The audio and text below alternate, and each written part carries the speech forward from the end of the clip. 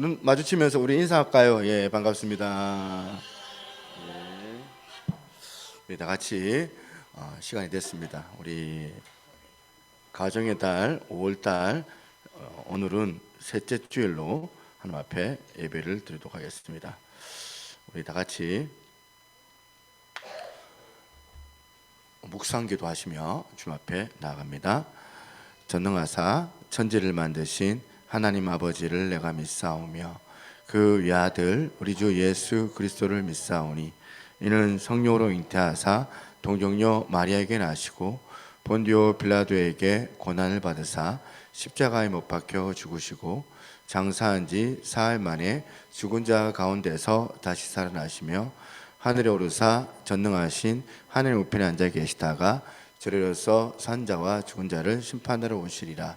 성령을 믿사오며 거룩한 공예와 성도가 교통하는 것과 죄를 사하여 주시는 것과 몸이 다시 사는 것과 영원히 사는 것을 믿사옵나이다. 아멘. 전사님, 이거 전화를 좀 받아보세요.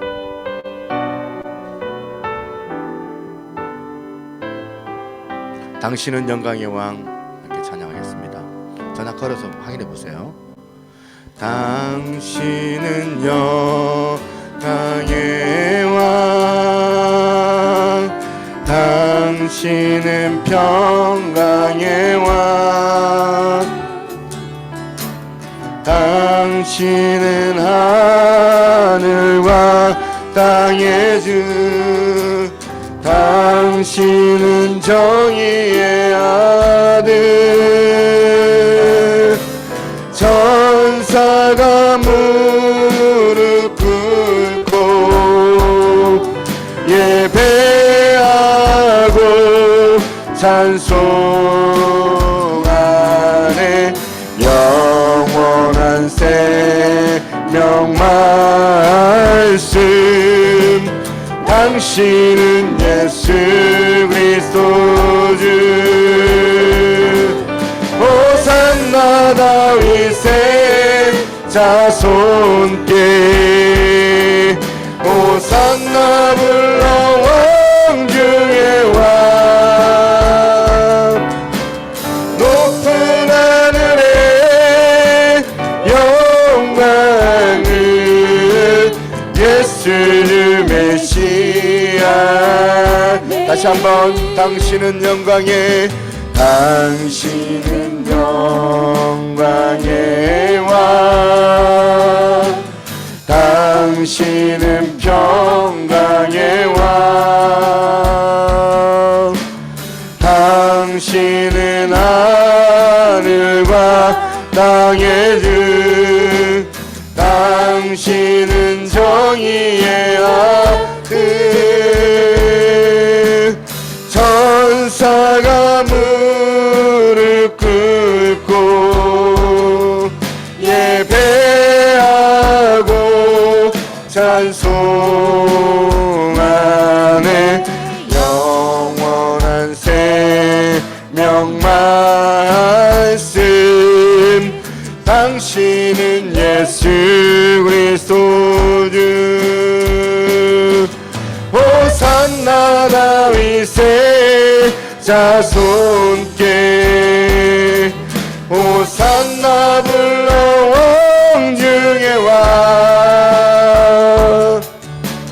높은 하늘에 영광을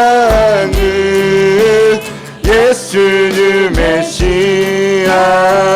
호산나, 호산나 다윗의 자손께, 호산나 불러 왕 중의 왕. 높은 하늘에 영광을 예수 주 메시아네.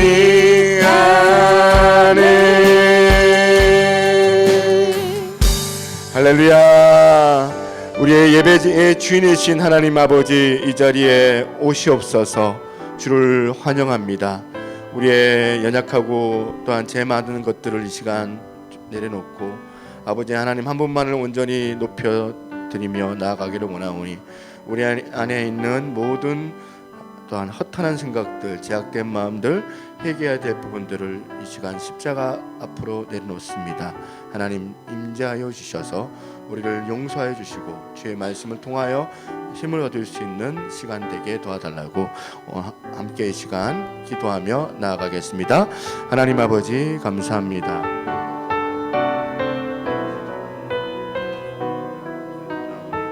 우리 하나님 역사해 주시고 주의 거룩한 은혜가 우리 가운데 충만하게 되게 도와주시기를 간절히 원합니다. 성령 하나님 아버지 이 자리 가운데 친히 임하여 주옵소서. 주의 말씀을 통하여 다시 한번 하나님 앞에 살고 아버지 하나님 앞에 굳건하게 나아가기를 원하오니 모든 매건사를 물리치신 하나님 오늘도 아버지 하나님을 인하여 예배하며 아버지 집중하여 하나님 앞에 되기를 원하오니 하나님 오늘도 우리 하나님 역사하여 주시기를 원합니다. 성령 하나님 충만함으로 함께 도와주시옵소서. 주의 말씀으로 우리를 아버지 다시 태우시고 다스리실 그 하나님을 기대합니다. 함께하여 주시옵소서.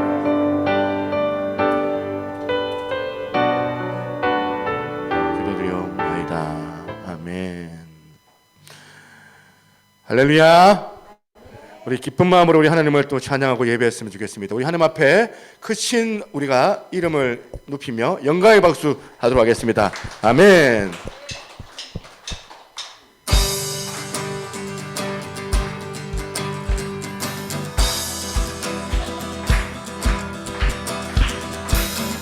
푸른 마르고 꽃은 시드나 주의 말씀은 영원하리라.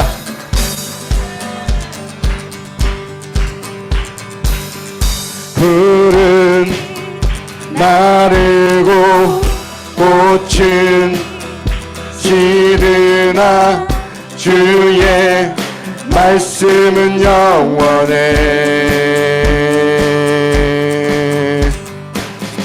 푸른 마르고 꽃은 시드나 주의 말씀은 영원해. 다시 한번 푸른 마르고 푸른 마르고 꽃은 시드나 주의 말씀은 영원해. 푸른 마르고 꽃은 시드나 주의 말씀은 영원해. 주의 말씀을 믿는 자 그의 구원을 얻으리. 주의 말씀을 행하는 자 그의 능력을 보게 되리라. 주의 말씀은 영원해. 주의 말씀은 영원해. 주의 말씀은 영원해. 주의 말씀은 영원해. 영원해. 영원해. 다시 한번 푸른 마르고 푸른 마르고 꽃은 시드나 주의 말씀은 영원해. 푸른 마르고 꽃은 시드나 주의 말씀은 영원해. 주의 말씀은 주의 말씀을 믿는 자 그의 누워는 어두이 주의 말씀을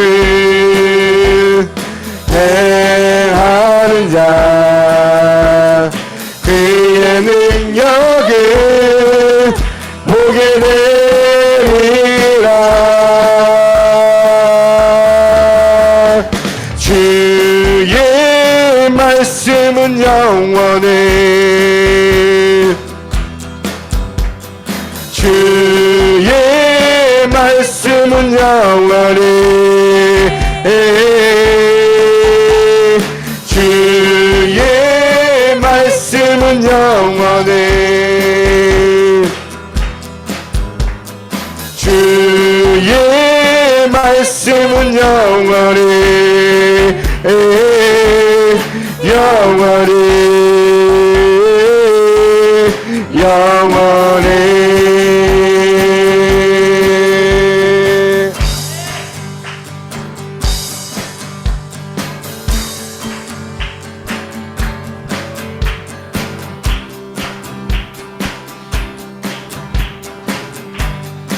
주 사랑이 내게 들어와. 내 입술이 주를 높이며 내 호흡이 주를 섬김이 무엇이 나를 두렵게 하리.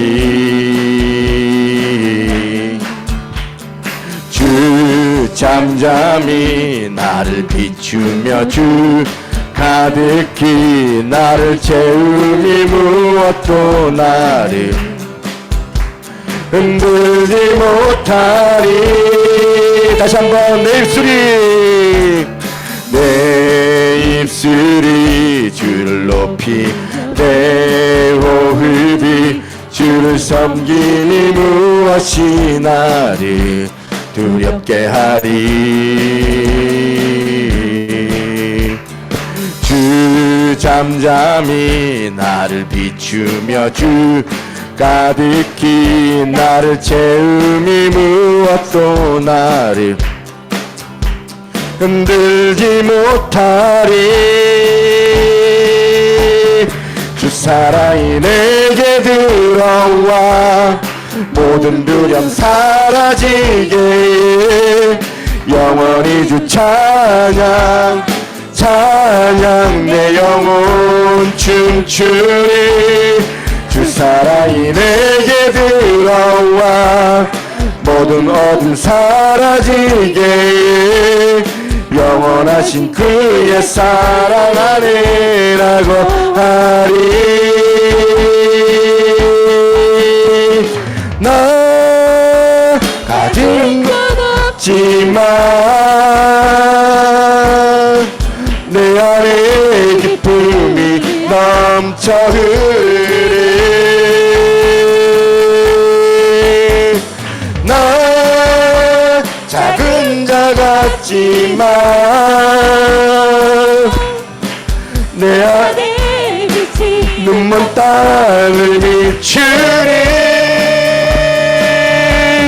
주 사랑이 내게 들어와 모든 두려움 사라지게 영원히 주 찬양 찬양 내 영혼 춤추리. 주 사랑이 내게 들어와 모든 두려움 사라지게 영원하신 그의 사랑 안에 나고하리. 다시 한번 처음부터 내 입술이 주를 높이며 내 호흡이 주를 섬김이 무엇이 나를 두렵게 하리.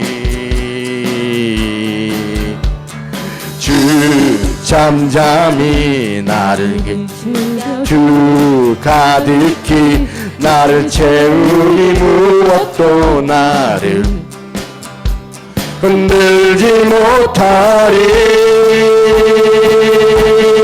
주 사랑이 내게 들어와 모든 두려움 사라지게 영원히 주 찬양 찬양 내 영혼 춤추리 주 사랑이 내게 들어와 모든 어둠 사라지게 영원하신 그의 사랑 안에 나고 하리 나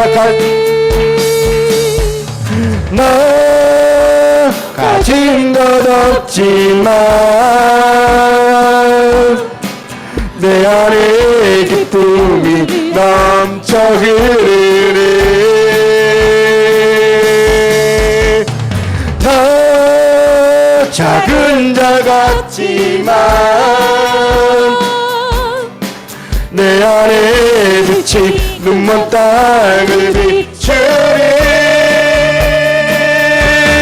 주 사랑이 내게 들어와 모든 어둠 사라지게 영원히 주 찬양 찬양 내 영혼 춤추리 주 사랑이 내게 들어와 모든 어둠 사라지게 영원하신 그의 사랑 안에 나고 하리 할렐루야. 크신 하나님 앞에 영광의 박수 하겠습니다.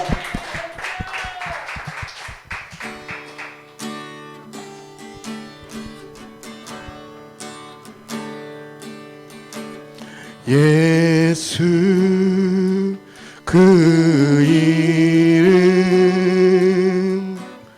나는 말할 수 없네 그 이름 속에 있는 비밀을 그 이름 속에 있는 사랑을 그 사랑을 말할 수 없어서 그 풍부함 표현 못해서 비밀이 되었네 그 이름 비밀이 되었네 사람들 그 이름 건축자에 버린 돌처럼 버렸지만 내 마음에 새겨진 이름은 아름다운 보석 내게 있는 귀한 비밀이라 내 마음에 숨겨진 기쁨 예수 오 그 이름 나는 말할 수 없네 그 이름의 비밀을 그 이름의 사랑 그 이름의 비밀을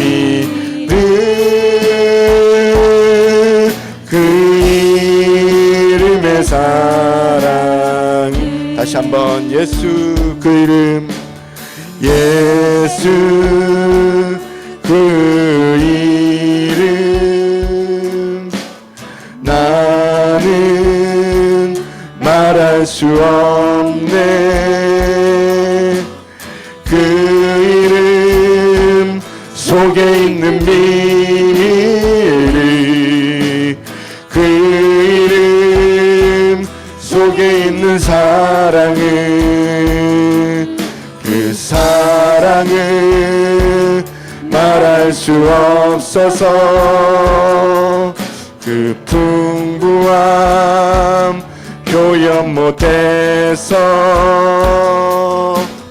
비밀이 내 그 이름 비밀이 되었네. 사람들 그 이름 건축자의 버린 돌처럼 버렸지만 내 마음에 새겨진 이름은 아름다운 보석.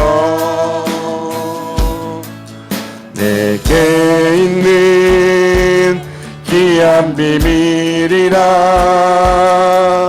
내 마음에 숨겨진 기쁨. 예수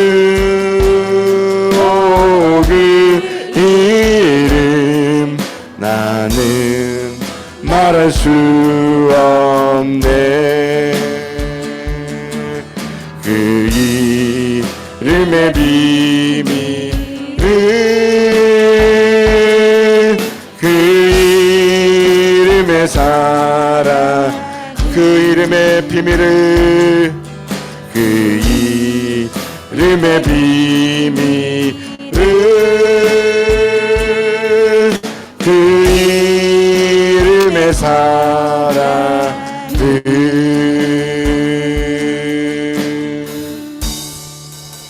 예수 그 이름 안에 놀라운 비밀이 있는 줄로 믿습니다. 오늘 우리의 삶을 책임져 주실 하나님, 오늘도 예배 가운데 온 저희들을 복을 허락하여 주시고 말씀의 은혜를 충만하게 경험할 수 있는 거룩한 자리가 되어지게 도와달라고 함께 기도하며 나아가겠습니다. 하나님 아버지 감사합니다. 우리의 예배의 주인이신 하나님 임하여 주시고 우리 가운데 놀랍게 역사하여 주옵소서. 주의 능력만이 우리 가운데 충만하게 가하게 도와주시길 간절히 원합니다. 함께하여 주옵소서.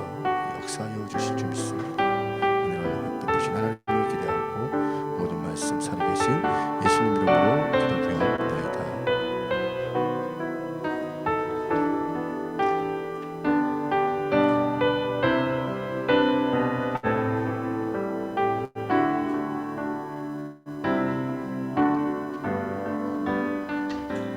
기도하시겠습니다. 사랑과 은혜가 충만하시고 늘 우리 삶 가운데서 주인공 되셔서 우리를 늘 이끌고 계셨던 하나님 아버지, 이 시간 너무나도 감사합니다. 저희들 잊지 않고 이 거룩하고 복된 날 기억하게 해주셔서 이 자리에 나와 주님 예배하고 찬양하며 우리의 한 주간의 삶을 아버지 앞에 올려드릴 수 있게 하시니 감사합니다. 아버지, 이 시간 저희가 회개하며 나아가길 원합니다. 아버지, 삶 가운데서 저희가 거룩하신 하나님보다 높아지려고 하는 건 아니었는지, 하나님의 영광을 사람의 영광으로 내가 받으려고 했던 건 아니었는지, 또한 아버지 내 마음에 죄를 품고 내 마음에 그 죄로 인하여서 내가 알게 모르게 아버지를 기만하며 죄를 짓진 않았는지, 상처 주진 않았는지를 되돌아보며 그 모든 죄를 주 앞에 이 시간 회개합니다. 용서의 용서를 거듭하여 주시옵소서. 사랑의 주님, 이제 완전한 봄입니다. 이 날씨가 너무 좋고 이 아버지 계절이 너무 좋고 새로운 싹이 돋아나며 새로움을 준비하고 있는 계절입니다. 아버지의 그 창조의 섭리가 얼마나 오묘하고 얼마나 거룩한지를 한 번 더 깨닫게 되는 계절입니다. 아버지, 이 한국교회 가운데 이처럼 싹이 나게 하여 주시옵소서. 새로운 믿음의 싹이 자랄 수 있게 하여 주시옵소서. 코로나로 인하여서 잊어버렸던 믿음의 역사가 이제 다시 새롭게 피어날 수 있게 하시고 회복되게 하여 주시옵소서. 한국교회가 기도하는 교회 되게 하시옵소서. 이 한국 땅을 놓고 이 한반도를 놓고 기도하는 교회들이 되게 하여 주시옵소서. 이 시간 동시다발적으로 모든 교회들 가운데서 예배가 진행될 터인데 이 예배가 각자의 예배가 아니라 하나님 한 분만을 영광을 올려드릴 수 있는 그러한 예배가 되게 하여 주시옵소서. 사랑의 주님, 이제 새로운 정부가 출범이 되었습니다. 어떠한 기대를 가져야 될지도, 어떠한 아버지 기대를 품고 있어야 될지도, 어떻게 우리가 기도를 해야 될지도 모르겠습니다. 오직 하나님을 두려워하는 자가 되게 하시고 진짜 국민을 두려워하는 자가 되게 하시고 아버지여 국민들이 진짜 살아서 숨 쉴 수 있는 그런 나라를 만들어질 수 있도록 하나님께서 움직여 주시고 하나님께서 이 나라를 다스려 주시고 위정자의 모든 행위와 모든 아버지 행동을 아버지께서 주관하여 주시기를 간절히 원합니다. 코로나로 인하여서 많은 상가들이 죽어 있고 코로나로 인하여서 많은 실업자와 코로나로 인하여서 많이 상처받고 힘든 자들이 많습니다.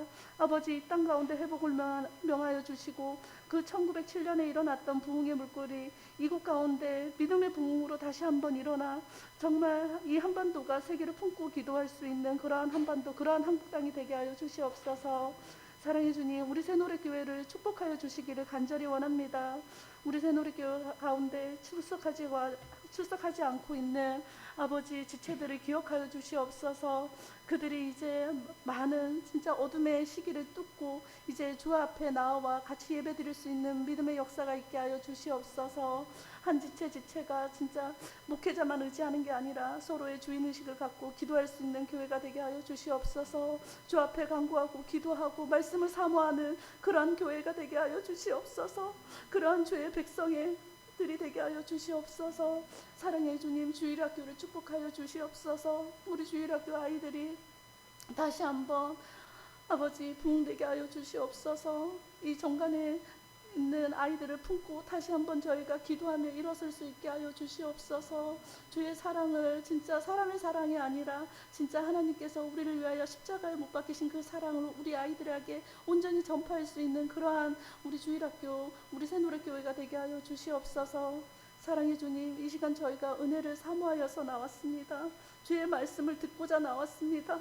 세상 가운데서 찢겨지고 상처받고 우리의 삶 가운데서 도저히 주님을 찾을 수 없어 그런 주님을 저희가 만나고자 절실한 마음으로 나왔습니다. 아버지 이 시간 저희에게 은혜 끼쳐 주시옵소서. 단 한 말씀이라도 좋으니 말씀 하나 저희가 가슴에 품고 갈 수 있는 그러한 예배 되게 하여 주시옵소서. 단위에 세우신 목사님 하나님 그 어떤 목회자보다 축복하여 주셔서 그의 말씀 가운데 권능 있게 하시고 목사님 말씀 가운데 사람의 소리가 아니라 진짜 하나님의 음성으로 저희가 들을 수 있게 하시고 아멘으로서 화답하고 아멘으로서 진짜 저희가 액션을 취할 수 있는 그러한 예배가 되게 하여 주시옵소서. 이 시간에 모든 것을 주 앞에 맡겨오고 거룩하신 우리 주 예수님의 이름으로 기도합니다. 아멘.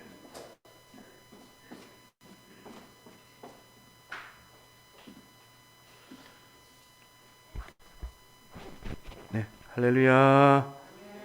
예, 우리 하나님 말씀 같이 보시죠. 다시 로마서로 보겠습니다. 로마서 2장 1절입니다.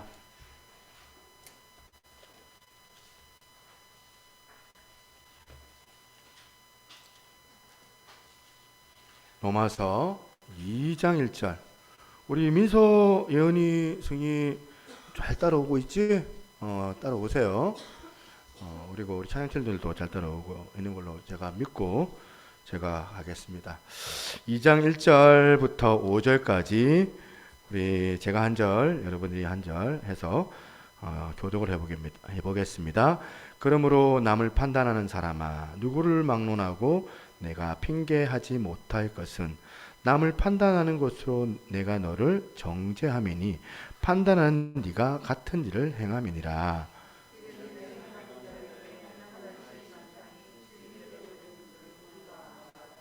이런 일을 행하는 자를 판단하고도 같은 일을 행하는 사람아, 내가 하나님의 심판을 피할 줄로 생각하느냐?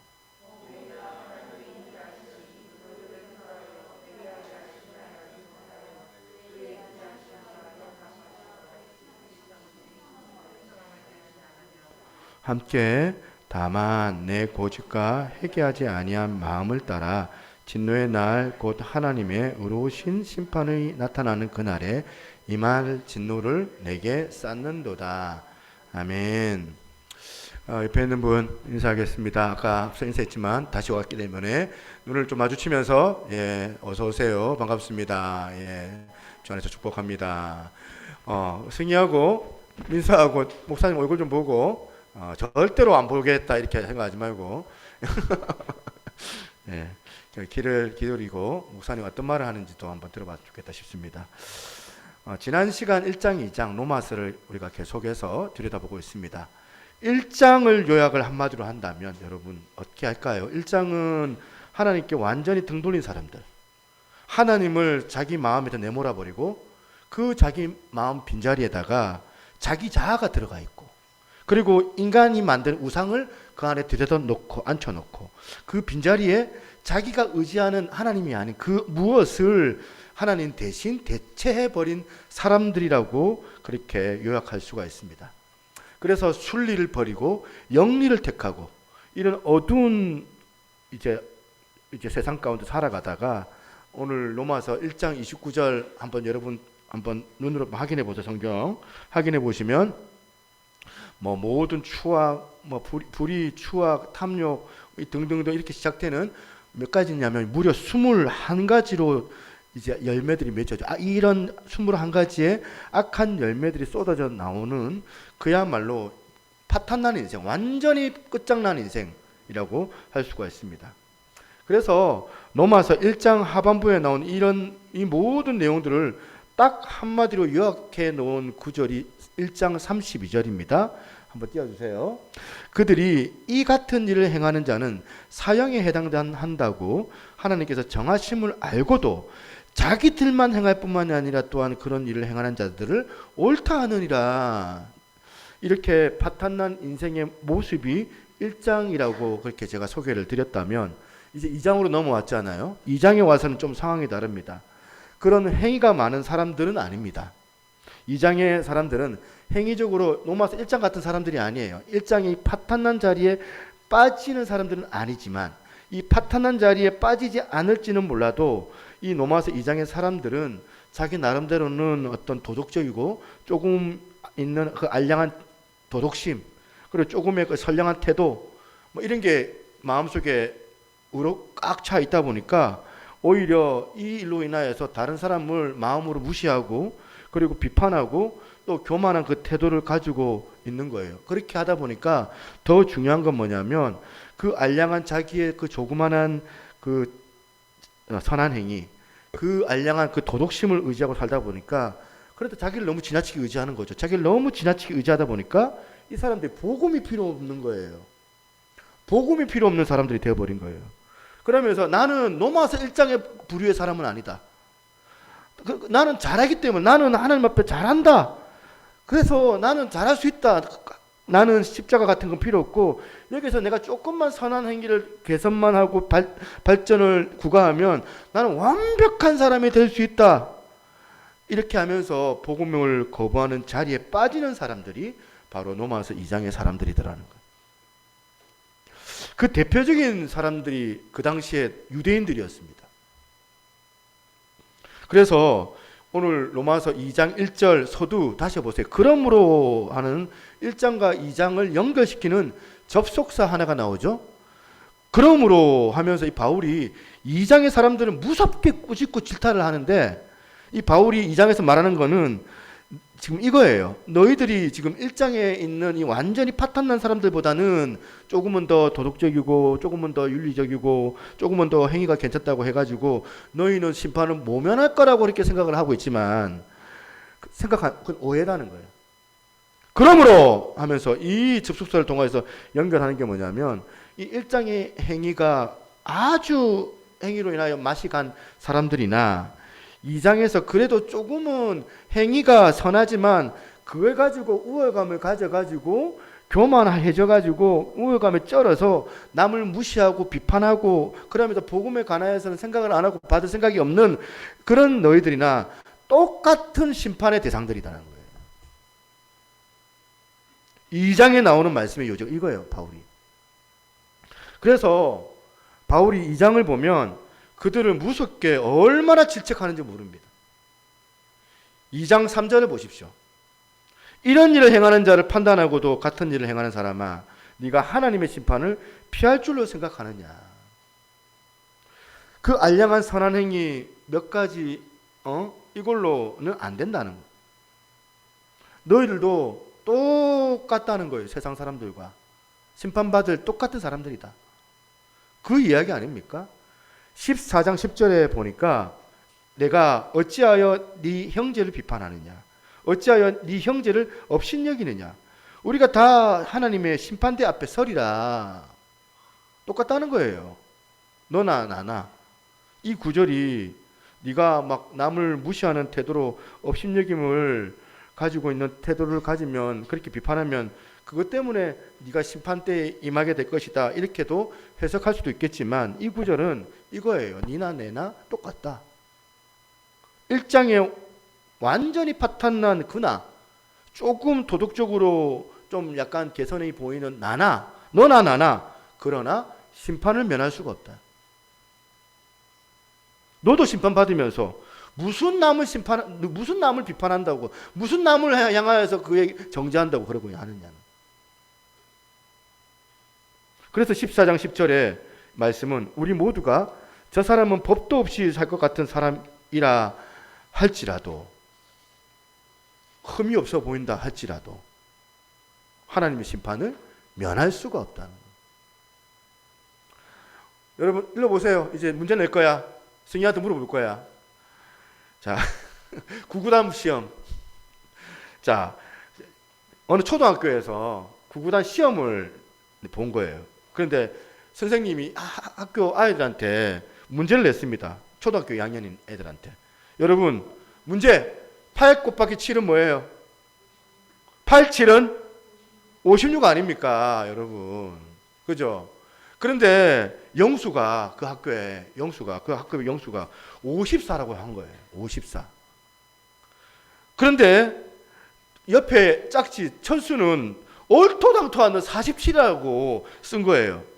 그러면 여러분, 영수하고 철수 둘이가 있는데 이 둘 중에 누가 맞았어요? 영수가 맞았어요? 둘 다 틀렸어요. 둘 다 틀렸어요. 56인데 영수는 54, 그리고 철수는 47. 그래갖고 선생님이 둘 다 빵점을 준 거예요. 빵점을. 그랬더니 54를 썼던 영수가 문제들을 들고 와가지고 이제 선생님한테 따지는 거예요. 아니 선생님, 제가 지금 정답에서 2밖에 차이가 안 나요. 2밖에. 철수는 완전히 틀린 47. 9나 차이가 나는데 둘 다 똑같이 빵점을 주는 건 이거 너무 하시는 거 아닙니까? 그렇게 항의하더라는 겁니다. 그런데 이게요, 지금 2장의 이 유대인들의 모습이 바로 이제 영수의 모습이라, 영수의. 막 시험지 들고 항의하는 이 철수 같은 어리석음. 우리가 완전히 하나님의 법도에서 어긋났거나, 완전 이탈해가지고 완전히 막 살거나, 조금 벗어났거나, 하나님 앞에서 그가 모두가 다 심판의 대상이다. 참 가슴 아픈 거는요, 오늘날에도 우리 교회 안에서 우리들도 난 로마서 2장의 사람이야. 아니 어떻게 저 사람은 1장 같은 일을 하다니, 저기 인간이야? 그러면서 기도 좀 한다고, 내 좀 큐티 좀 한다고, 내 좀 교회에서 봉사 좀 한다고, 내 좀 교회 모임 좀 더 나온다고, 그걸 가지고 내가 우러시게 빠져가지고 입만 열면 한국교회 이래서는 안 돼. 목사님 저러면 안 되죠. 문제가 많아. 자기는 이밖에 지금 차이가 안 나는 내가 어떻게 구나 차이가 나는 저하고 같이 취급을 하냐 항의하는 그 어리석은 지금 영수와 같은 모습, 철수와 같은 모습과 같다는 거예요. 그래서 저는 이 로마서 2장 1절은 그런 분들에게 주시는 주님의 무서운 경고의 말씀이라고 생각이 들어서 다시 한번, 우리가 맨날 봤지만 2장 1절 다시 한번 보겠습니다. 주님의 경고로 보고 한번 보세요. 그러므로 남을 판단하는 사람아, 누구를 막론하고 네가 핑계하지 못할 것은 남을 판단하는 것으로 네가 너를 정죄함이니 판단한 네가 같은 일을 행함이니라. 도찐 개찐, 개콘에서 이런 거 있더라고요. 도찐 개찐, 50보 100보. 지금 로마서 2장의 유대인들의 모습이에요.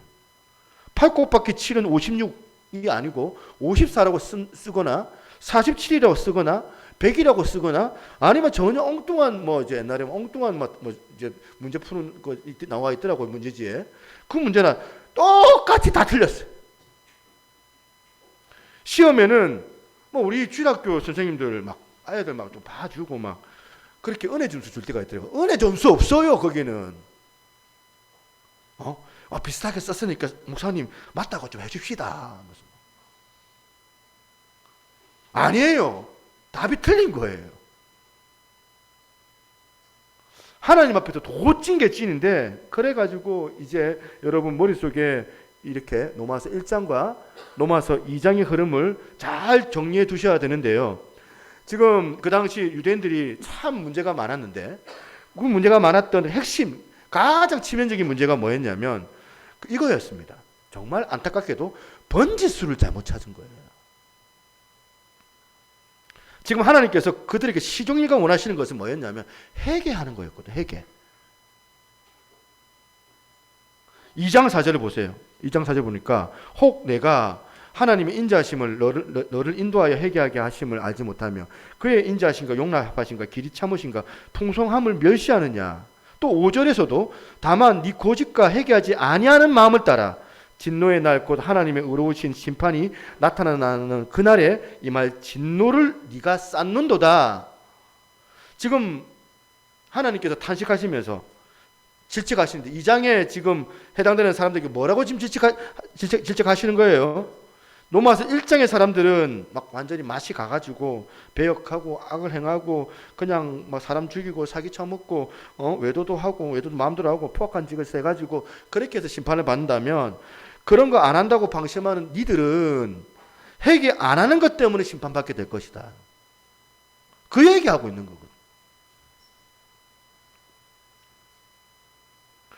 그러고 보면 여러분, 사실 하나님께서 하나님의 백성 유대인들이잖아요. 선민이라고 택함 받았다고 하나님께서 유대인들 얼마나 사랑하시겠어요. 이 유대인들이 근데 얼마나 많은 이제 기회를 줬는지 모릅니다. 얼마나 오랫동안 회개를 촉구했습니까? 구약 성경을 읽어보면 수많은 선지자들이 외쳐가지고 했던 경고의 말씀 딱 하나가 이거입니다. 뭡니까? 회개하라는 거예요. 회개하라는 거. 신약에 와서도 마찬가지. 마태복음 3장 1절에서 2절 보시겠습니다. 그때에 세례 요한이 이르러 유대 강야에 전파하여 말하되, 그다음 뭐랍니까? 회개하라, 천국이 가까웠나니. 마태복음 4장 17절에도 이때부터 예수께서 비로소 전파하여 이르시되 회개하라, 천국이 가까웠느니라 하시니라. 누가복음 5장 32절 보겠습니다. 내가 의인을 부르러 온 것이 아니요 죄인을 불러 뭐 한다고요? 회개시키러 왔노라. 그런가 하면 누가복음 15장 7절, 이거는 하나님의 마음을 한번 느껴보세요.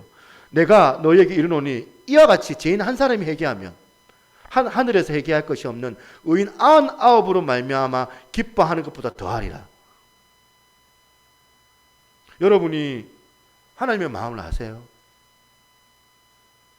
로마서 2장에서 언제부터 그랬는지 몰라도 나 이제 예수 잘 믿는다고, 내 교회도 열심히 다니고, 나 이제 직분도 받고, 나 목사야 목사, 나 이제 목사인데 내 이 교회에서 인정받는 헌신자라고 그러면서 저것들이 문제야. 저것들이 저것들 때문에 교회 분위기 흐리고. 로마서 1장에 사람들이 저런 문제로 하나님 앞에 심판을 받는다면 2장의 사람들은 지금 목사병 걸려가지고 눈에 보이게 목사가 막 역겨운 짓 하고 성추행하고 교회 돈 횡령하고 지도인지 교회돈인지 분간이 안 되게 막 쓰고 세상 사람들과 똑같은 짓 하고 살면서도 조금 그들보다 덜한 것 때문에 난 저 사람들과 달라. 로마서 1장의 사람들은 저런 문제로 심판을 받는다면 로마서 2장의 사람들은 이런 문제로 심판을 받아요. 그럼 여러분 물어보겠습니다. 여러분은 어디에 해당하세요? 심지어 마태복음 21장 31절 한번 보겠습니다. 예수께서 그들에게 이르시되 내가 진실로 너희에게 이르노니 세리들과 창녀들이 너희보다 먼저 하나님 나라에 들어가리라. 예수님 너무 심한 말 하시는 거 아닙니까? 아무리 그래도 그렇지, 그 당시에 세리와 창녀라면 인간 말종들인데 그냥 그 당시 좀 종교 지도자들이 문제가 좀 있기로서니 저 따위 저 인간 말종들하고 비교해 가지고 예수님이 하시는 말씀이 인간 말종들이 더 낫다라고 어떻게 얘기할 수 있느냐. 근데 참 심각하게도 예수님이 막 열받아 가지고 홧김에 막 얘기하는 그런 내지르는 말씀이 아니고 근거를 가지고 하시는 말씀이세요. 그 다음 나오는 32절에 이런 말을 하거든요. 세례 요한입니다. 요한이 의의 도로 너희에게 왔거늘 너희는 이것을 보고도 끝내 뉘우쳐 믿지 아니하는도다. 세리와 청년은 믿었으니 너희는 이것을 보고도 끝내 뉘우쳐 믿지 아니하였도다. 여기도 두 부류로 나눠질 걸 생각해야지. 하나님의 초점은 뭐예요? 하나님의 기준은 그가 얼마나 도덕적이고 그가 얼마나 선량하고 그가 얼마나 사람들한테 존경받는 일을 많이 하느냐가 중요한 게 아니고,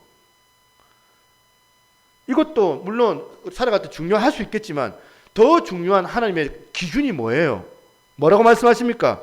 그가 얼마나 하나님을 의지하느냐, 얼마나 하나님을 전적으로 신뢰하고 매달리느냐 하는 거예요. 회개를 이런 측면으로 주님이 보고 계시는 거예요. 인간 말종, 혹시 여기에 예배드리러 오신 분들 가운데 혹시 계세요? 아무도 안 계실 거예요, 아마.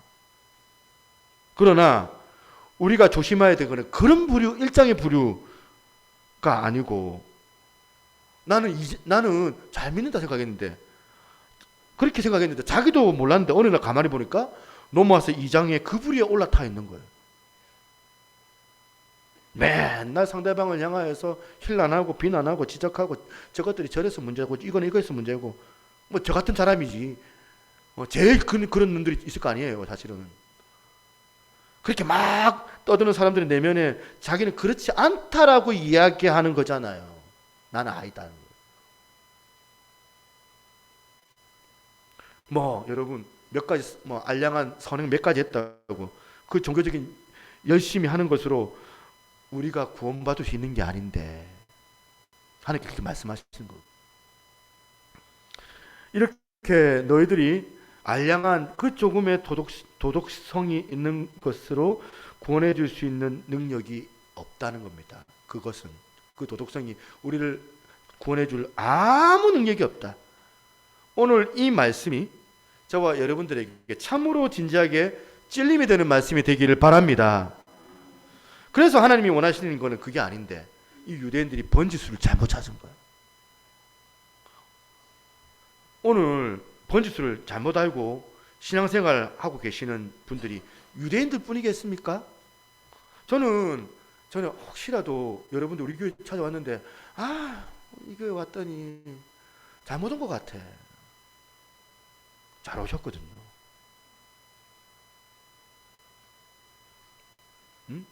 좀 이제 여러 가지 조건들이 있을 거 아니에요.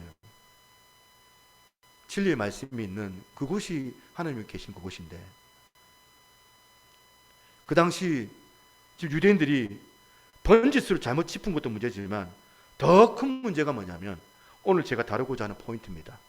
그들이 자기들의 문제를 하나님 앞에 가지고 와가지고 직면을 하고 문제를 해결하고 하나님 앞에 그것을 갖고 나가는 그런 방식을 선택한 게 아니고 지 스스로 문제를 해결하려고 하는 방식을 택한 거예요. 선한 일을 통하여서, 율법을 지키는 것을 통하여서 자력으로 이것을 노력해가지고 이 문제를 해결하면 되겠지 하는 어리석음을 택한 겁니다. 이걸 여러분 상담학으로 직면이라고 합니다. 직면. 창세기 3장 8절에 금방 여러분들 느낌이 오실 거예요. 아담과 하와가 죄를 범했잖아요. 뱀에게 꼬임을 받아가지고 3장 8절에 그러니까 아담과 하와가 어떤 태도를 보입니까? 그들이 그날 바람이 불 때 동산에 거니시는 여호와의 하나님의 소리를 듣고 아담과 그의 아내가 여호와 하나님의 낯을 피하여 동산나무 사이에 숨은지라. 지금 여러분 아담과 하와가 선악과 나무의 그 가시를 따먹었어요. 하지 말랬는데 자기를 믿어주고 하나님께서 이 동산에 있는 거 다 네 거다 그러면서 주인처럼 다 위임해 주셨는데 이 아담과 하와가 그 하나님의 그 약속을, 그 계약을 파괴해버린 거예요. 삶에서 벌어질 수 있는 이런 문제들이 있어요. 우리들도 자기 삶에, 아담과 하와의 삶에 문제가 발생한 거예요. 그러면 여러분 같으면 어떻게 해야 됩니까? 내가 아담과 하와라면 하나님께 나아가서, 하나님 너무 죄송하지만 너무 이거 낯을 둘 수도 없고 입이 안 떨어지지만 이 문제를 가지고 하나님 내가 좀 어떻게 해야 되나요? 하나님께 나아가서 직면해야 돼요. 이 문제를 해결해야 돼요.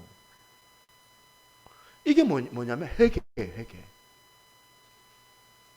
상담학적으로 직면이라고 합니다. 직면.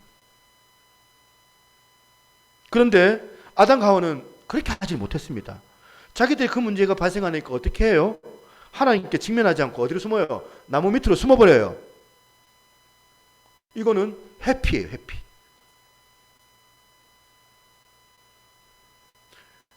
여러분, 우리들도 문제 많잖아요. 우리 현대인들이 갖고 있는 수많은 복잡한 문제들, 그 문제들의 가장 깊은 뿌리 속에 인간 내면에 자리 잡고 있는 이게 뭐냐면 직면 안 하려고 하는 태도예요.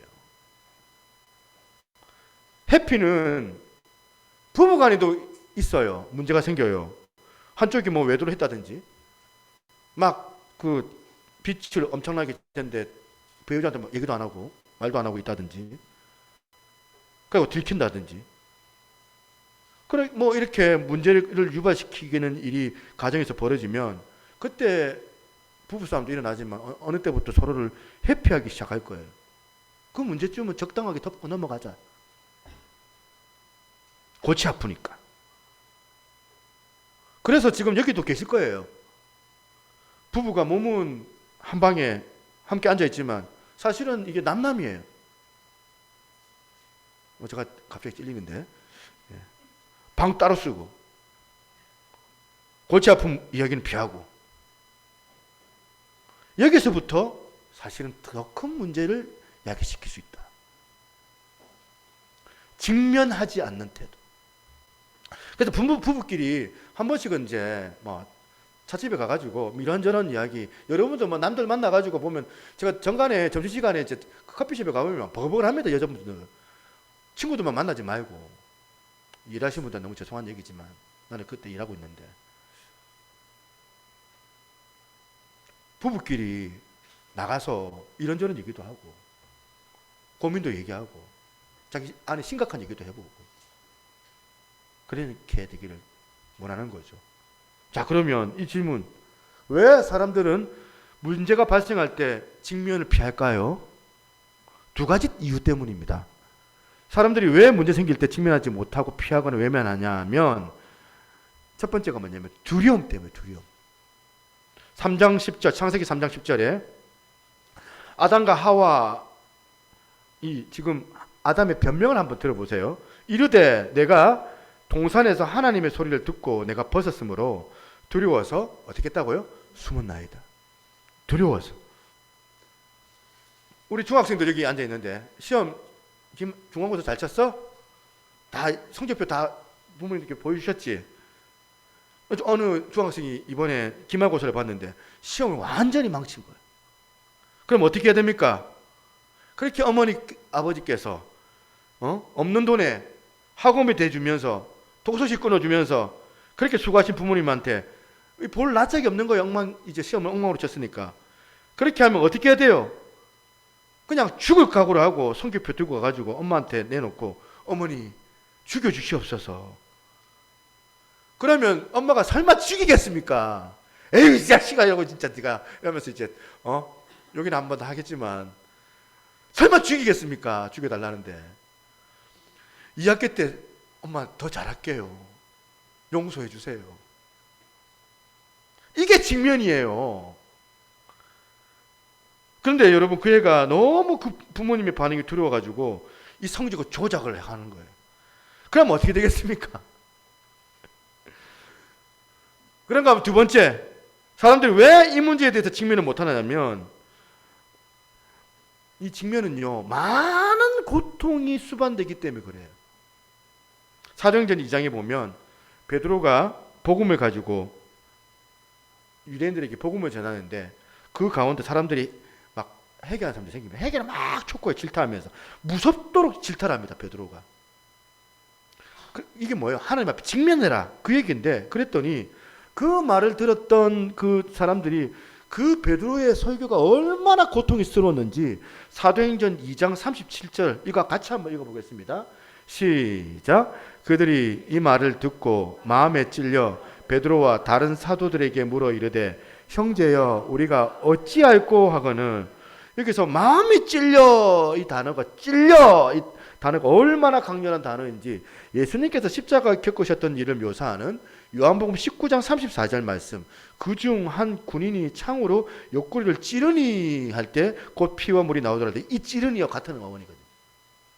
지금 십자가상에서 예수님이 창으로 옆구리를 찔렸는데 여기서 찌르니 하고, 방금 사도행전 2장 31절에 그들이 그 말을 듣고 마음에 찔려, 같은 어원인데 내가 갖고 있는 이 문제를 드러내면, 이 문제를 가지고 이거 가지고 하나님 앞에 가지고 나가서 직면하게 되면 이 정도로 마음이 고통스러운 일이라는 거예요. 그래서 사도행전 7장을 보면 스데반 집사도 똑같이 돌아와서 같은 말씀으로 유대인들을 향하여서 지금 회개를 촉구하니까 어떻게 합니까? 사도행전 7장 54절. 그들이 이 말을 듣고 마음이 찔려 그를 향하여 이를 갈거늘. 57절. 그들이 큰 소리를 지르며 길을 막고 일제히 그들에게 달려들어 성 밖으로 내치고 돌을 칠세 증인들이 옷을 벗어 사울이라 하는 청년의 발 앞에 두니라. 이 하나님 말씀 앞에 직면하는 게 얼마나 고통스러웠는지 문제를 지적하는 스데반을 돌로 쳐 죽여버렸습니다. 그래서 오늘 현대인들이 또 크리스찬 가정에 너무 많은 이런 문제들이 있는 거예요. 왜 문제들을 해결해내지 못하고 왜 두려워하고 있는가?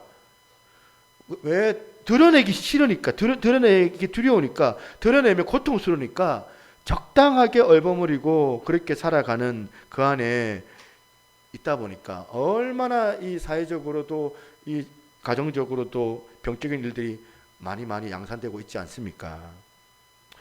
요즘 여러분 CTS 같은 극동방송 같은 설교를 한번 들어보시면 하나님 앞에 회개를 촉구하고 직면해야 된다 꾸짖는 설교는 100편 가운데 한두 편 있을까 말까예요. 꾸지람을 안 해요, 목사님들이. 회개 촉구를 절대로 안 합니다. 복 받으라는 이야기는 대부분 해요. 왜 그렇게 얘기할까요? 제가 목사라서 잘 아는데 그렇게 설교해봐야 소용이 없으니까. 여러분이 기분 나빠가지고 저한테 돌 던질까봐 안 하는 거예요. 모두가 지금 이렇게 회피하고 있는 상황에서 우리는 점점 지금 영적으로 지금 병들어가고 있는 거 아닙니까? 여러분, 오늘 어떤 일로 여러분 지금 마음이 힘들어 하세요? 어떤 일 때문에 여러분 죄책감에 빠져 계세요? 뭘 해결하지 못한 그런 숨기는 마음을 여러분 혹시 갖고 있지는 않습니까? 그래가지고 이 사람은 말이 없다. 근데 무슨 생각을 하는지도 모르겠다. 근데 표정은 어두워요. 말을 안 하니까. 직면하셔야 돼요. 왠지 아십니까? 우리가 이것을 드러내고 하나님 앞에 회개하고 직면하는 것도 이게 참으로 옆구리를 찌르는 같은 고통이지만 그럼에도 직면을 왜 해야 되냐면 적당하게 덮으면 이걸 나중에 더 헤아릴 수 없는, 나중에 감당할 수 없는 큰 고통을 이제 오기 때문에 직면해야 돼요. 여러분 다윗을 한번 보시겠어요?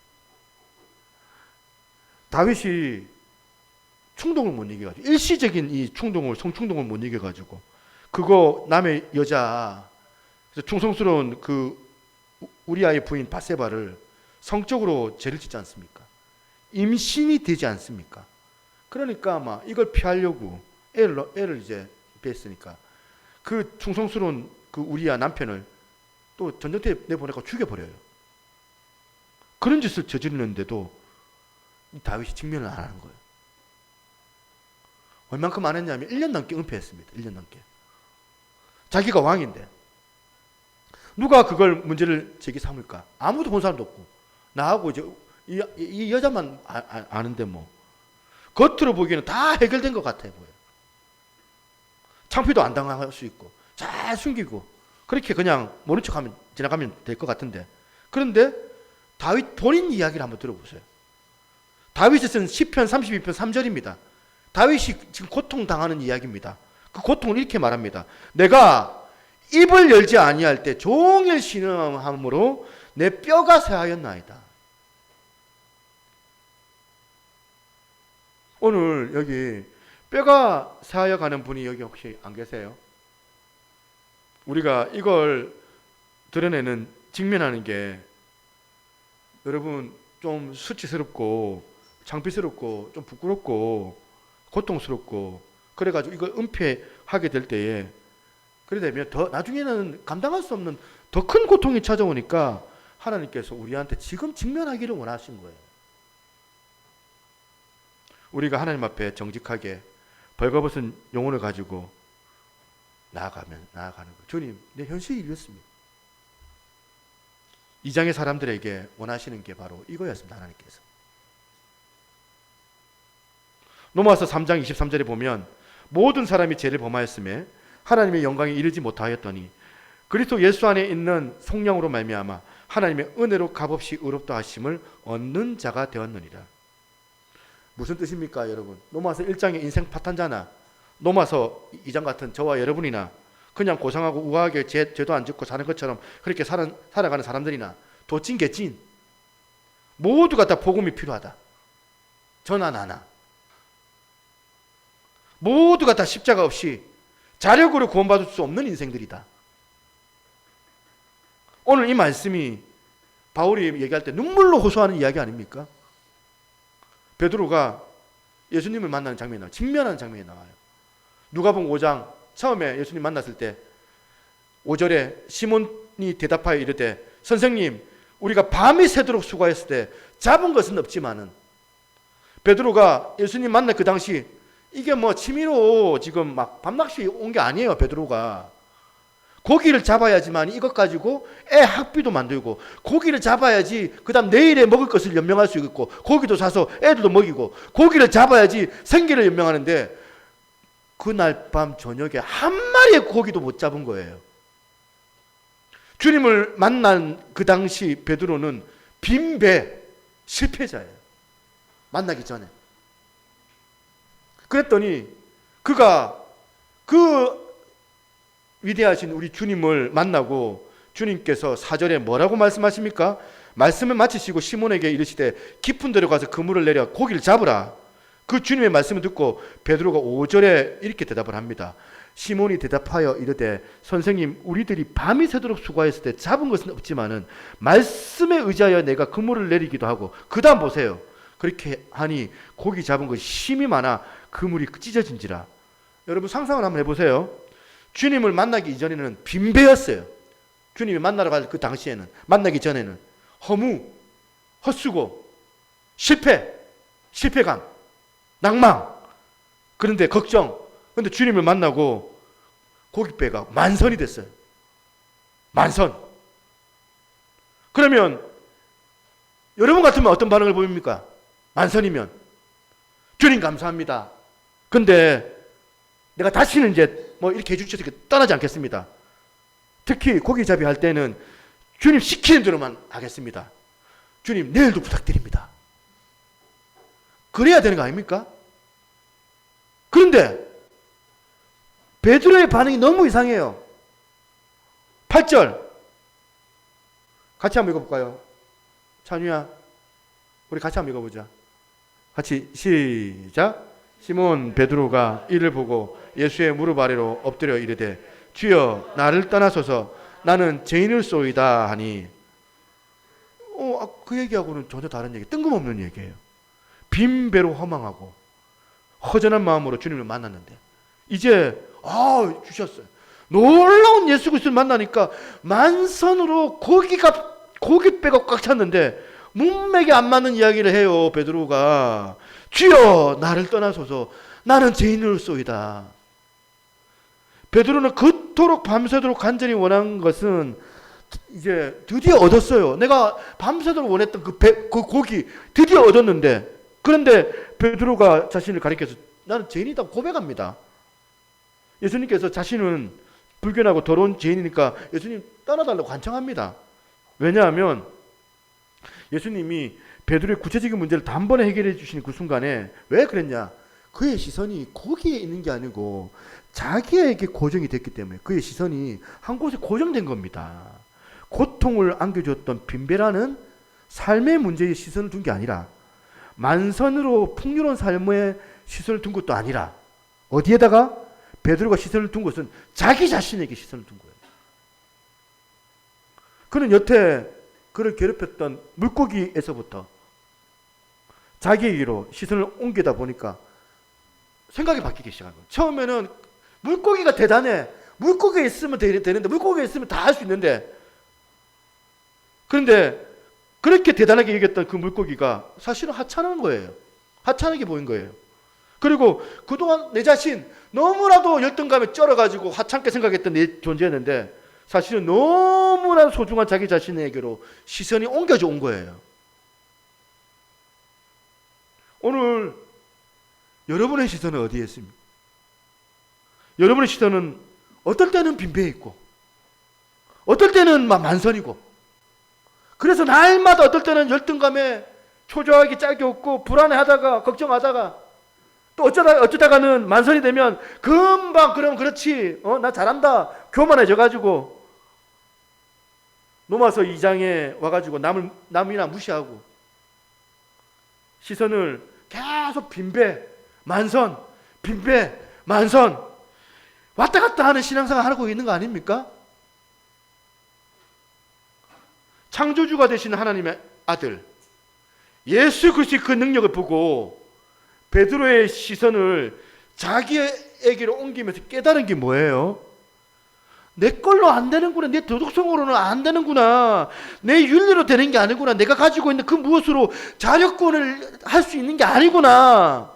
오직 유일한 예수 그리스도의 복음만이 내가 살아날 수 있겠구나. 주여 내가 죄인으로소이다. 저는 여러분 참 이제 듣기 싫어하시는 분도 있더라고요. 한 번씩 제 인생이 빈배 같을 때가 있거든요. 개척교회 목사, 이제 인적 자원 부족, 물질적 자원 부족, 정서적 자원 부족, 삶 부족이 이제 개척교회 목사에 그거라 하더라고요. 평생을 안고 가야 될 그거라 하더라고요. 빈배 같은 거니까 기도하는 거예요. 하나님, 만선의 축복을 좀 달라고. 그렇게 기도하는데 어떨 때는 왜 저만 안 주십니까? 저도 만선 좀 주세요. 우리 교회도 만선의 축복 붕 해주세요. 근데 왜 안 주시는데?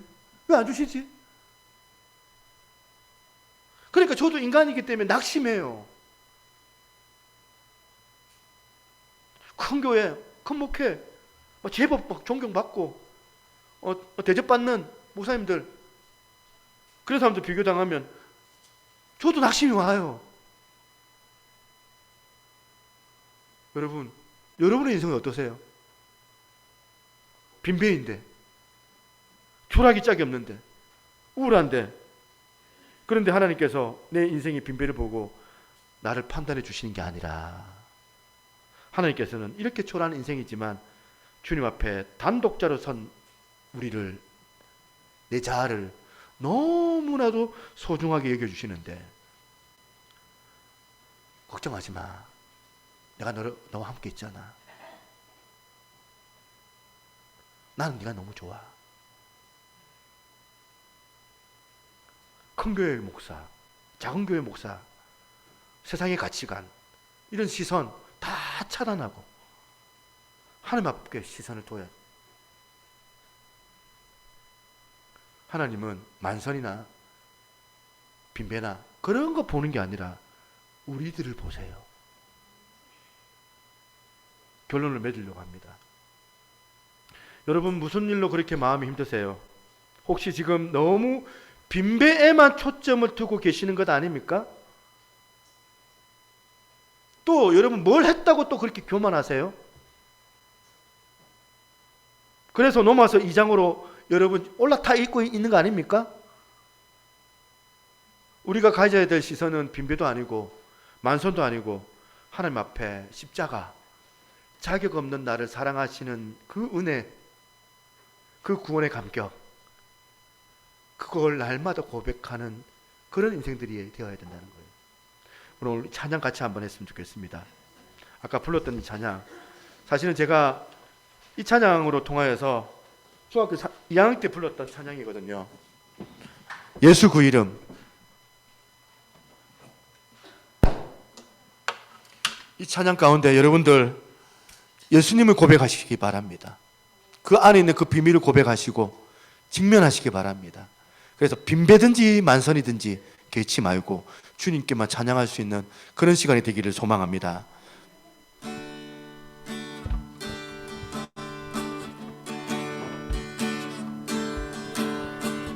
예수 그 이름 나는 말할 수 없네.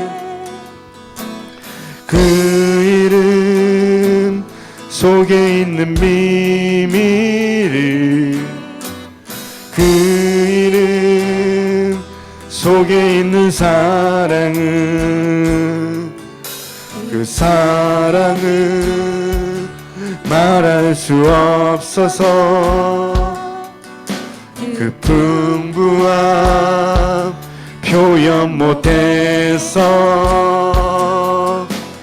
비밀이 되었네. 그 이름 비밀이 되었네.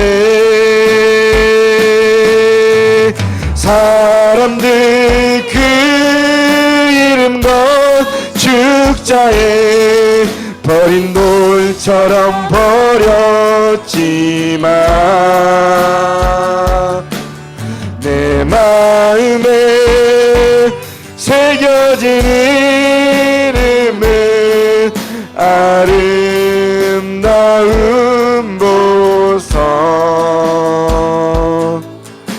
내게 있는 귀한 비밀이라 내 마음에 숨겨진 기쁨. 예수 그 이름 나는 말할 수 없네. 그 이름의 비밀은 그 이름의 사랑, 그 이름의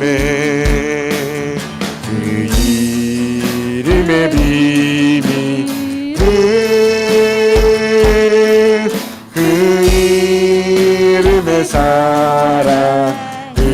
다시 한번 예수 그 이름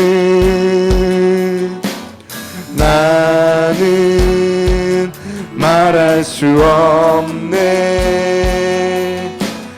그 이름 속에 있는 비밀, 그 이름 속에 있는 사랑은, 그 사랑은 말할 수 없어서 그 풍부함 표현 못해서 비밀이 되었네. 그 이름 비밀이 되었네. 사람들 그 이름 건축자에 버린 돌처럼 버렸지만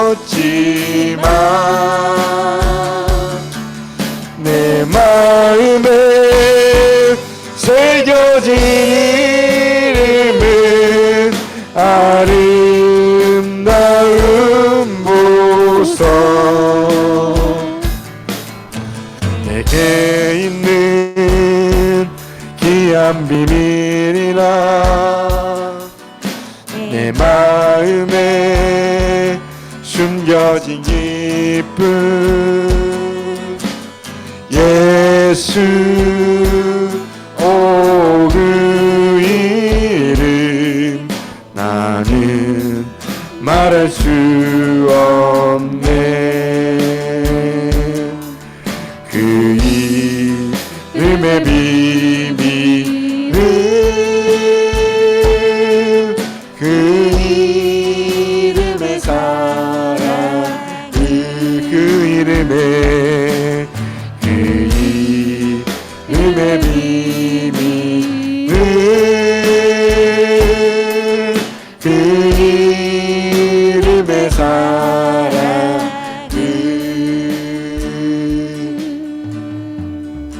다 같이 눈을 감고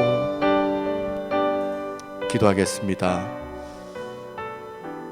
하나님, 직면의 마음을 주셔서 내 안에 있는 근심과 염려들을 이 시간 다 내놓고 내 잘못들을 고백할 수 있는 회개의 영을 부어달라고. 두 번째는 빈배나 만선이나 이런 것에 물고기에 자지우지되지 않게 하게 하시고, 오히려 하나님 주님께서 나의 구주가 되시고 나의 구원자가 되시는 것을, 나의 창조주가 되시는 것을 내가 찬양하며, 주님께서 나를 사랑하시는 것을 내가 느끼며 주님 앞에 나아갈 수 있는 자 되게 도와달라고. 함께 이 시간 성령께서 인도해 주시는 대로 같이 한번 기도하겠습니다. 하나님 아버지 감사합니다. 성령님 이 자리 가운데 진히 임하여 주시고 주의 말씀을 통하여 다시 한번 주 앞에 나아가기를 간절히 원합니다. 성령 하나님 이 자리 임하여 주시는 그 놀라우신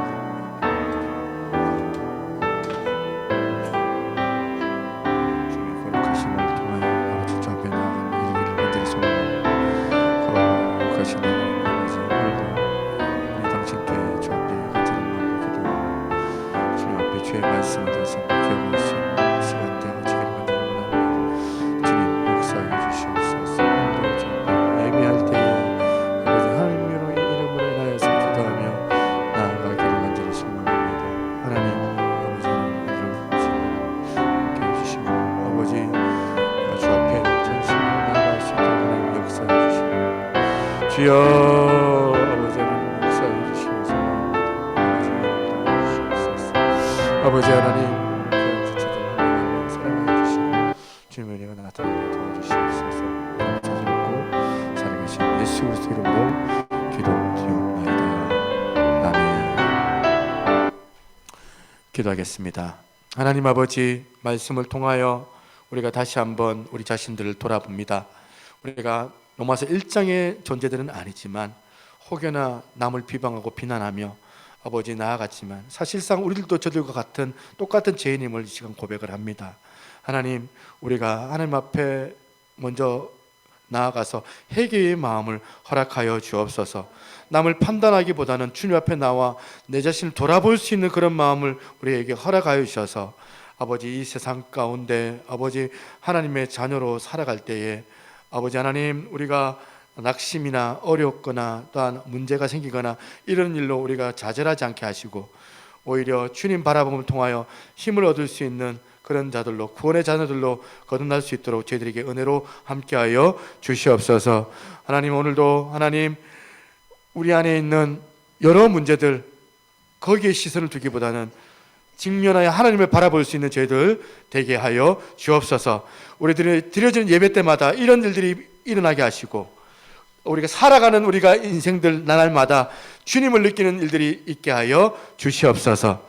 주 앞에 귀한 예물 드립니다. 주께서 흠량하여 주시고 이 예물이 사용되어지는 곳마다 하나님의 영광이 나타나게 하여 주시옵소서. 아버지 하나님 우리가 정말 마음의 풍성함을 우리가 누리게 하셔서 다른 타인들을 도울 수 있는 넉넉함도 주님께서 허락하여 주실 줄로 믿습니다. 아버지 귀한 새누리교를 기억하여 주셔서 이제 코로나가 풀리고 이제 현장 예배가 한창 진행 중인데 주님께서 우리 귀한 지체들 정말 이 예배를 사모할 수 있는 마음 주시기를 원합니다. 다음 주 이 자리에 이 시간에는 정말 은혜 받는 자들, 은혜가 필요한 자들 모여지게 하시고 아버지 더욱더 하나님 앞에 하나님께 기쁨을 올려드릴 수 있는 복된 교회 되게 하여 주시옵소서. 오늘도 함께 하실 하나님을 찬양하고 모든 말씀 살아계신 예수님 이름으로 기도드리옵나이다. 아멘. 할렐루야. 자, 우리 힘을 내서 우리 함께 할렐루야 하면 아멘 하시기 바랍니다. 할렐루야. 예, 아멘 하면 여러분들 이제 뭔가 이제 약을 먹는 것 같이 영양제를 맞는 것 같이 여러분들의 어떤 이제 영혼이 촉진될 거라 생각하거든요. 그래서 여러분 예배 때 정말 은혜가 되면 정말 기쁜 마음으로 하나님 앞에 아멘 했으면 좋겠다 생각합니다. 자, 광고하겠습니다. 자, 제가 지금 1번은 제가 안 고쳤습니다. 이번 주 오브주일이 아니고 이번 주일은 이제 가정의 달로 이렇게 하는데 오늘은 사실은 이제 스승의 주일은 아닙니다. 아닌데 저희 교회에서 우리 선교회 주시는 우리 주일학교 선생님들한테 감사의 선물을 전해드립니다. 그래서 우리 많이 기도해 주시고 우리 선생님들 뭐 학교에서는 그래도 월급이 나오는데 뭐 주일학교 교사들이야 뭐 그런 거 없잖아요. 그냥 기쁜 마음으로 자원하는 마음으로 수고하고 자녀들 사랑하는 마음으로 수고하는 거잖아요. 이분들 정말 어떤 여러분 이제 정말 하나님께 의지해서 정말 타인을 섬길 수 있는 그런 또 우리 교사들이 될 수 있도록 많이 기도해 주시고 그들의 또 가는 길도 축복해 주시면 좋겠다 싶습니다. 예, 3번 중고등부 MT를 5월 31일부터 6월 1일까지 이렇게 하는데 학원 문제가 있더라고요. 학원 뭐 가야 돼? 이렇게 물어봐야 될 것 같아 나중에. 학원 가야 되면 늦게 가고 뭐 9시 출발하면 좀 늦게 놀겠지. 그래서 거기서 이제 자고 이제 그 다음 날이 이제 그건 선거 날입니다. 선거 날인데 제가 선거 이거 투표해야 되는데 투표를 못 하고 뭐 애들 내가 혼자 투표하러 갔다 왔고 생각도 있는데 어쨌든 예? 사전 투표 예, 알겠습니다. 예, 그래서 일단은 아이들 신앙 성장과 이제 교회 멤버십 확립을 위해서 가는 거니까 뭐 이제 우리 애는 이제 고등학생인데 조금 그렇네 이렇게 생각하지 마시고 하루 조금 그런 것 같아요. 푹 또 쉬어야지 아이들 더 열심히 공부합니다. 여러분들 그래 꼭 기억하시고 뭐 무조건 공부한다고 해서 공부 안 하더라고요. 공부 안 합니다. 딴짓거리 합니다. 해봐서 합니다 제가. 그래서 여러분들 그렇게 좀 보내주시면 좋겠다 이렇게 부탁을 드리겠습니다. 예, 나머지 광고 추보를 참조하겠습니다. 예, 우리 마지막 찬양 우리 하고 마치도록 하겠습니다. 우리 사철의 봄바람 불어있고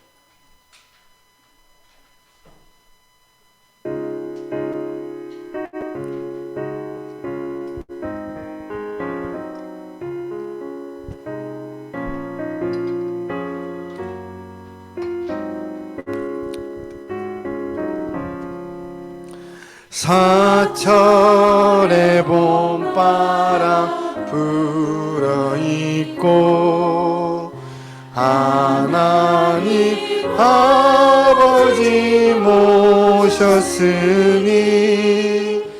믿음의 반석도 든든하다. 우리 집 즐거운 동산이라. 고마워라 임마누엘 예수만 섬기는 우리 집. 고마워라 임마누엘 복되고 즐거운 하루하루. 어버이 우리를 보이시고 동기들 사랑에 뭉쳐있고 기쁨과 성 걸음도 같이 하니 한간의 조가도 천국이라. 고마워라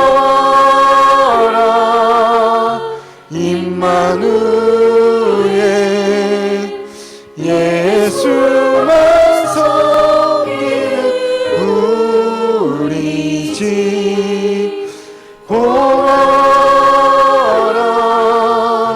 임마누엘, 복되고 즐거운 하루와 전주.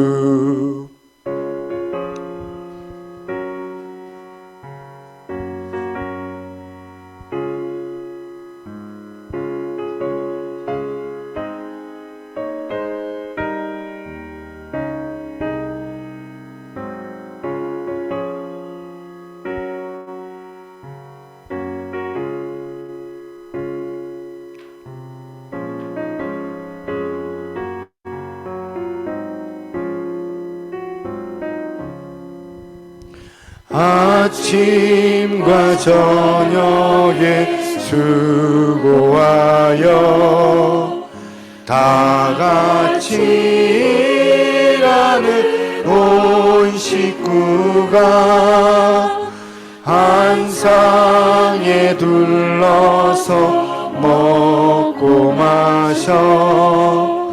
여기가 우리의 낙원이라. 고마워라 임마누엘, 예수만 섬기는 우리 집. 고마워라 임마누엘, 복되고 즐거운 하루하루. 아멘. 기도합니다. 지금은 우리 주 예수 그리스도의 은혜와 아버지 하나님의 무한하신 사랑과 성령님의 감화 감동 교통하시는 그 은혜의 역사가 오늘 이렇게 주님 앞에 시선을 두고 회개로 하나님 앞에 나아가며 다른 타인들을 판단하고 정죄하기보다 자신에게 하나님의 그 은혜를 사모하기를 원하는 우리 사랑하는 새롭게 모든 성도들 머리 위에 이제로부터 영원토록 항상 함께 있을지어다. 아멘.